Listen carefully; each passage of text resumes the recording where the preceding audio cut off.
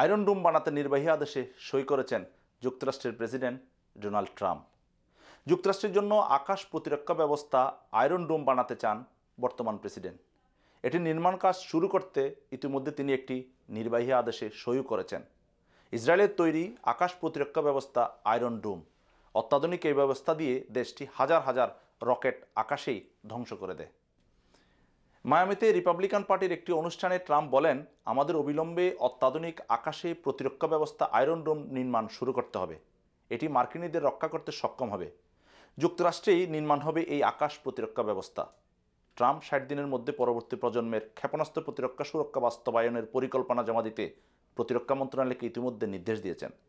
2024 সালে নির্বাচনী প্রচারণার সময় ট্রাম্প বারবার ইসরায়েলের আয়রন ডোমের ব্যবস্থার মতো একটি আকাশ প্রতিরক্ষা ব্যবস্থা যুক্তরাষ্ট্রের জন্য নির্মাণ করার কথা উল্লেখ করেছিলেন। অত্যাধুনিক আয়রন ডোম খুবই কার্যকর হলেও আকাশ প্রতিরক্ষা ব্যবস্থার কিছু দুর্বলতাও আছে। ট্রাম্প যা অবজ্ঞা করে যাচ্ছেন।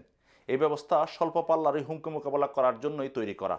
এটি তাই আন্তঃমহাদেশীয় ক্ষেপণাস্ত্রের বিরুদ্ধে প্রতিরক্ষা গড়ে তোলার উপযুক্ত নয়। যুক্তরাষ্ট্রের জন্য প্রধান হুমকি আন্তঃমহাদেশীয় ক্ষেপণাস্ত্র। আয়রন ডোমের এই দুর্বলতা থাকার পরও ট্রাম্প ইসরায়েলের তৈরি এই আকাশ প্রতিরক্ষা ব্যবস্থার প্রশংসা করে গেছেন।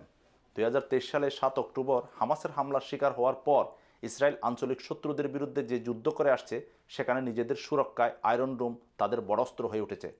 আয়রন ডোমের সাহায্যে গাজায় হামাস, লেবাননের হিজবুল্লাহ এবং ইরানের ছোড়া রকেট ও ক্ষেপণাস্ত্রগুলো সফলভাবে আটকে দিতে সক্ষম হয়েছে ইসরায়েল।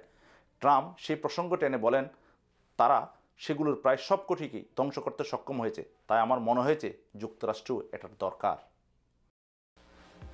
দর্শক, ভীষণ ভালো থাকবেন। এ ধরনের গুরুত্বপূর্ণ তথ্য এবং ভিডিও পেতে আমার চ্যানেলটি লাইক, সাবস্ক্রাইব এবং শেয়ার দিন।